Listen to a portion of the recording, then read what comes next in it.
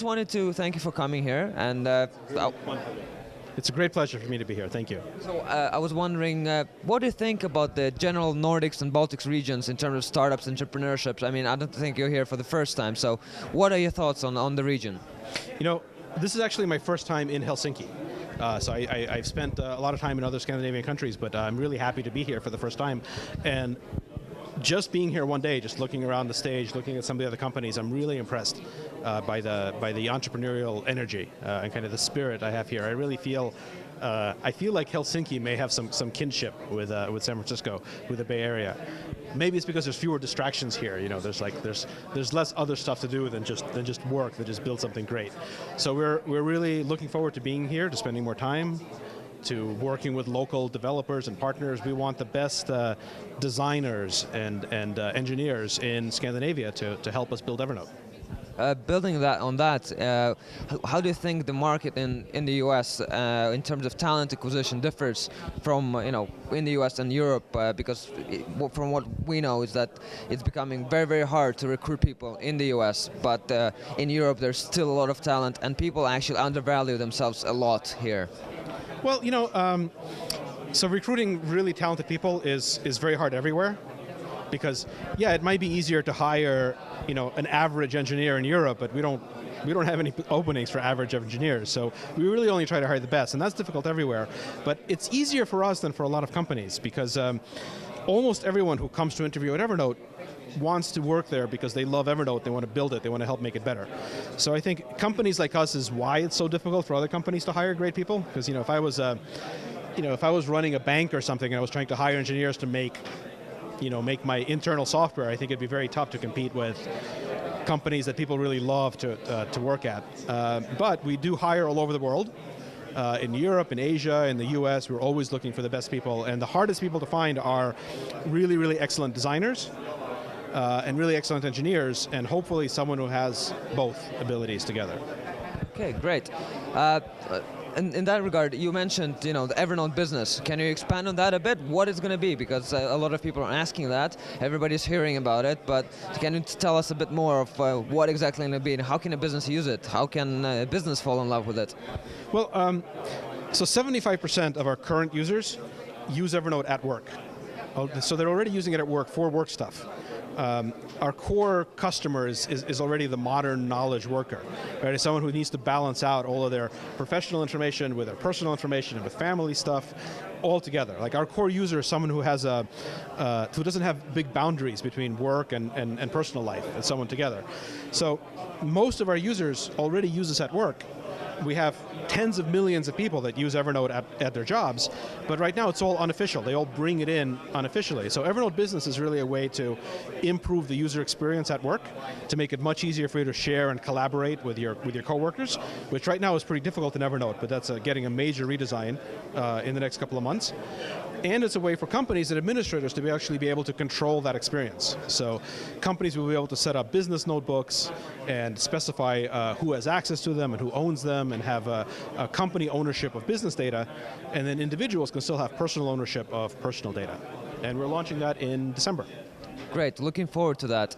And you said a lot that Evernote is about expanding our memory and basically augmenting, the personality and the people. Are there any more, efforts somewhere in the pipeline, somewhere in the R&D hiding to, I don't know, maybe do some cybernetics or something like that, but something really cool in the future, so that it's not just for, notes and files and all those things, something which will really expand on that? Yeah, absolutely. So we are working on, we're working very actively on several areas that really help you think. We really want Evernote to be augmented intelligence. So the goal is to make you smarter. So there's a lot of features that we just started releasing that have come out in the past couple of months that are just the tip of the iceberg, that relate things together, that give you additional information, that show you related notes, related information. That's coming a lot more. Plus we will be releasing other applications, other products that focus on other areas, not just memory. The first really big one of those is Sketch. So Sketch is really a way to communicate visually very nicely, and we're working to really tie those together much more closely. The goal of Evernote very much is to make you smarter, and it's very ambitious. it's too ambitious for us to ever build ourselves. That's why we have this API program, and more than 17,000 developers that are also working on various ways to make you smarter with Evernote, and we're going to keep investing in that. And in terms of cybernetics and implants and all that kind of stuff, I'm going to be the first in line. I love all that kind of stuff, so I really hope that we'll get there soon. But for now, our goal is to build very consumer-ready products. So everything we do is for 1 billion people. We don't want the products to feel high tech. We want the products to feel very, very comfortable, very natural. But myself and many of us at Evernote are big nerds, so I would be the first volunteer for any kind of neural implant. All right. What do you think about this event, and general events like this, and how can they help startups to actually achieve their goals? This is great. I think what the world economy needs more of is more entrepreneurship, and I really think that we're on the verge of a renaissance in Europe, in Asia, everywhere, of entrepreneurship, because it takes so much less in terms of investment to actually start making something great, that all you need is an idea for how to improve something, and a lot of hard work and a very good design sense, and that's the future of the economy. I think one way to think about it is more and more people shouldn't think about what company is going to give them a job. They should think about how are they going to make their own job. And I think events like this really further that. Not everyone should be an entrepreneur. Most people shouldn't be. But it's places like this where people can figure out whether or not it's really for them, and to kind of have that spark to decide to create their own opportunities. Great. I think that's pretty much it. But another thing I heard some people wondering is, you said you're a big gamer. So which games do you actually play? Well, I just bought a new PC, and I haven't had a PC in a few years, but I just bought one because I set up my home theater. So I spent it was a very complex plan that I started months ago, and everything is just coming, and the PC should arrive when I get back home. It should be there waiting for me, and the whole thing is so I can play. Now I'm completely blanking the name. It's all of the jet lag. No, it's the second version. It's set on Pandora, co-op, 4-player, RPG shooter. And all of your viewers are yelling out the name right now, and I'm completely blanking out on it. Very embarrassing. So I play mostly, when I have time, I love to play PC games, but it's been a few years. So on airplanes, I mostly play iPhone stuff. I'm playing Bad Piggies right now, and I think I almost have it completely finished.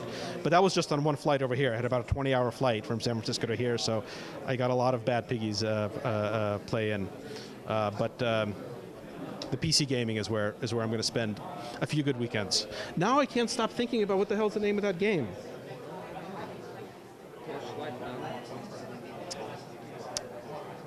This is really gonna bother me. I'm gonna have to look it up. I can't believe I'm just blanking out on this. I'm glad I forgot this and not the content of my speech. It's Borderlands 2. So right as the camera went off, that's when I remember Borderlands 2, because the last time I got a PC was to play Borderlands 1 with my coworkers. So now it's Borderlands 2. As soon as I have a free weekend, that's all I'm going to do. Great. Thank you very much.